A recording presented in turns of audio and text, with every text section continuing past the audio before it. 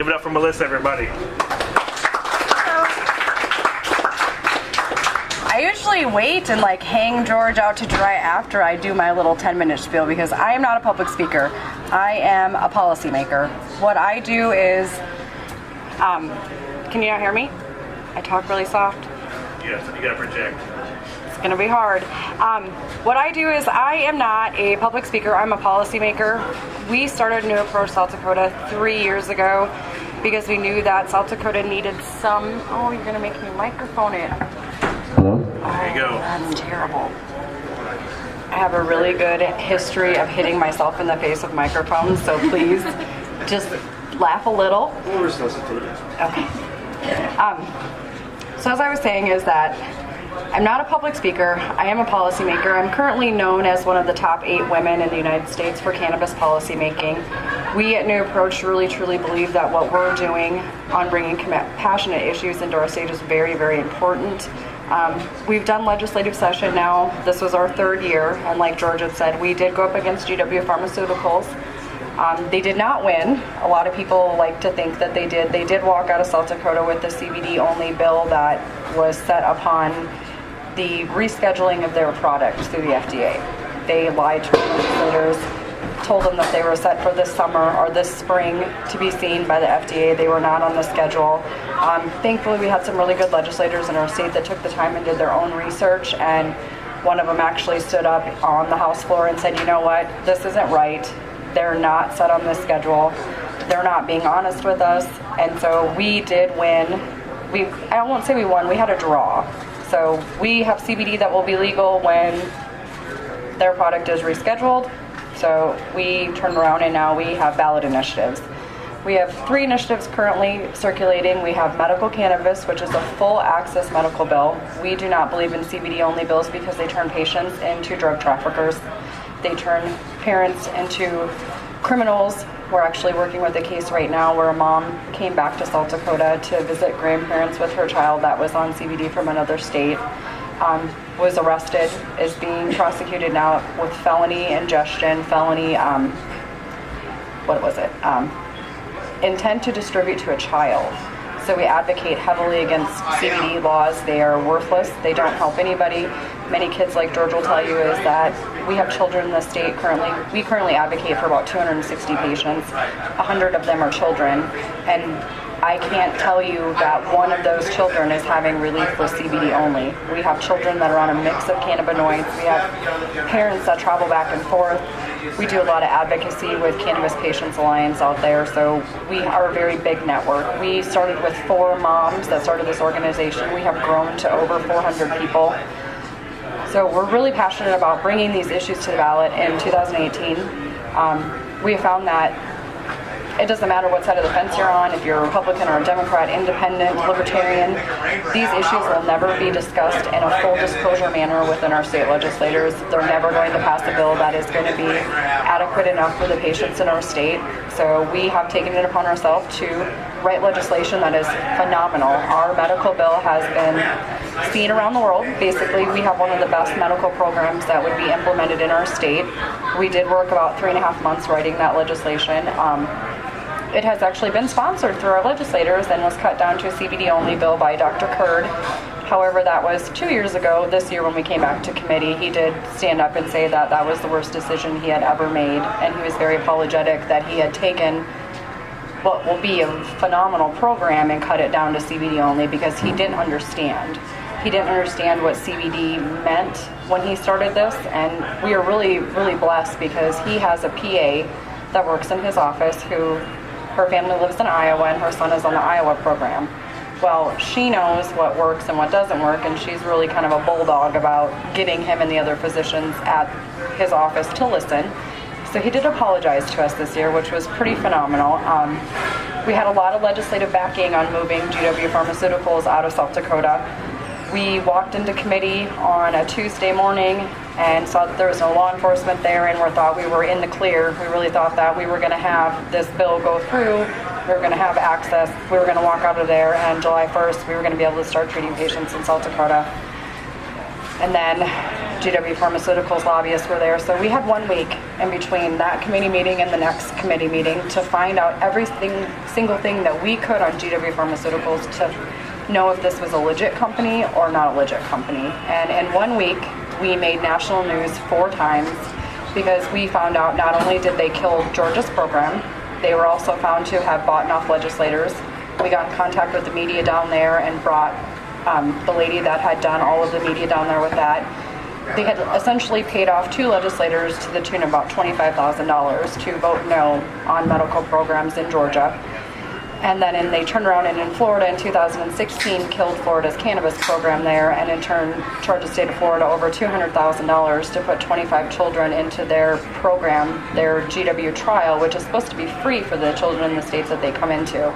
But they charged the state of Florida over $200,000 for it. So that really kind of tipped my red flags. And one of the ladies, they had gotten a patient, a mother, and I will tell you this, parents of children with seizure disorders are so vulnerable. They're so fragile. They are grasping for any bit of hope you can give them. GW Pharmaceuticals preyed upon that hope with a mother here in South Dakota, and sadly it was the mother that we had not connected with yet, and had her testify, but she had been promised that her child would be put into a study here. I know Georgia has talked to them before about studies in our state. There are still no studies in our state. It's a lot of false promises, a lot of money that was behind the scenes being moved around. And during that 7 days of research that we did find that GW lobbyists, one of the women that came here to lobby for them actually owns a startup drug company for first market generics of their product. So what they had done essentially was created a monopoly within their own company. So it was GW, Greenwich Biosciences, and then this separate company that has these rights to their generic products. So if you go and look online, we do share the research, and if anybody is actually interested in it, please email me. I have business cards in the back. But we did find out too that what they had done is they have all these patents nationwide, basically on the extraction process, CBD, CBN, several different cannabinoids that they did not discover.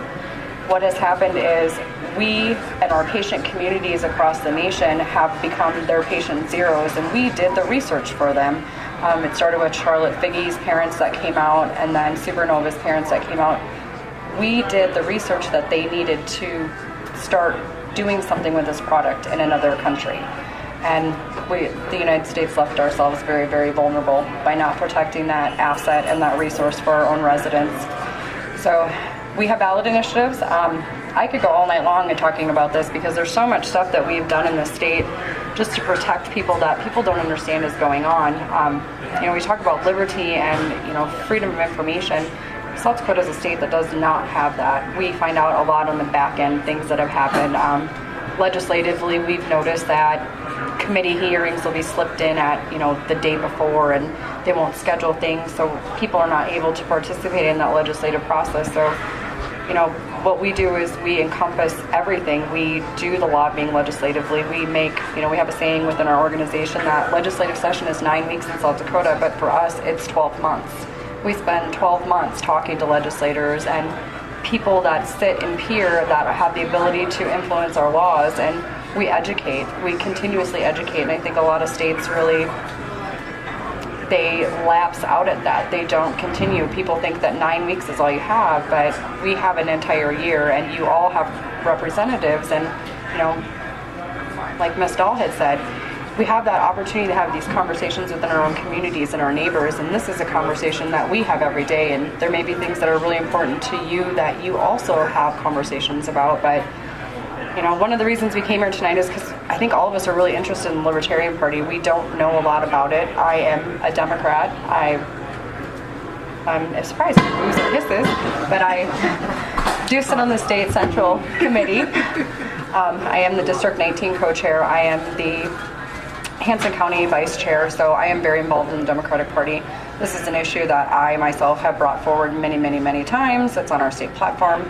However, I run 2 cannabis ballot initiatives, and you would see their butts on fire running away if we brought this up on a Democratic platform and asked a candidate or one of the chairs to speak about it, because they're still scared. And we're really appreciative to be here tonight because a lot of the libertarians that we've talked to coming up into this event, because we were invited, I think, 2 months ago, we just kind of reached out to people that we knew were part of the party or the independent party, and we were really impressed that people are not scared.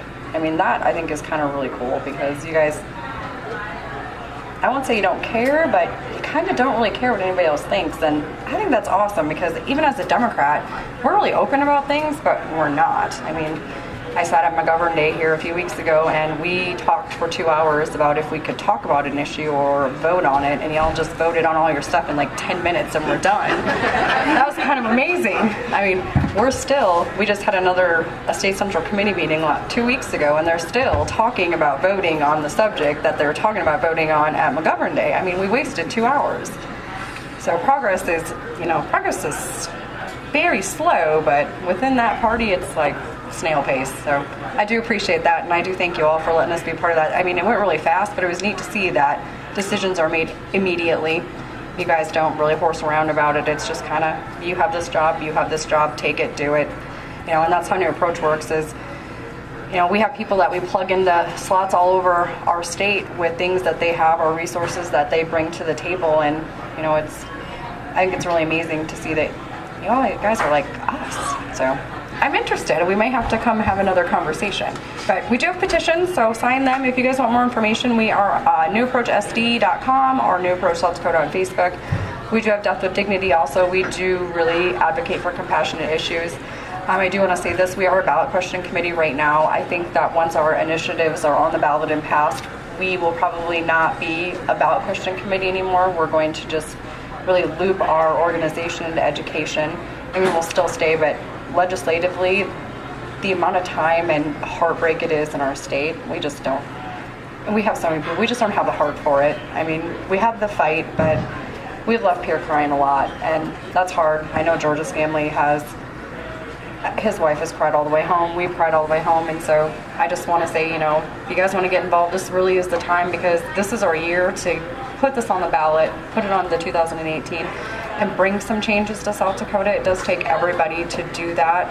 A lot of people are scared, but I figure if we're not scared, y'all shouldn't be either. So sign our petitions, check out more information, come talk to us. I mean, we do all sorts of events. We do family events. We have a potluck coming up out at Tud Hill Park. We are a really close-knit group. We would love the help. So thank you.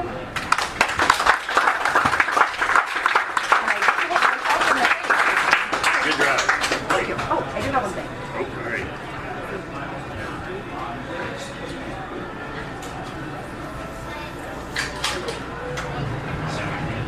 right. Okay, I do have to say one more thing. Mrs. Ebke, I work with the of many of your constituents from your district and your state, and so I hope hearing us speak today, you've learned a little more about why CBD does not work. They did ask me, I had a few of them, the parents that had seen that we were speaking tonight with you, and they really wanted you to come home with this in your heart and listen. So CBD doesn't work. It turns our parents into drug traffickers, and we gotta fight. And if you need resources, we are here. We will come to Nebraska. We've offered that already to testify.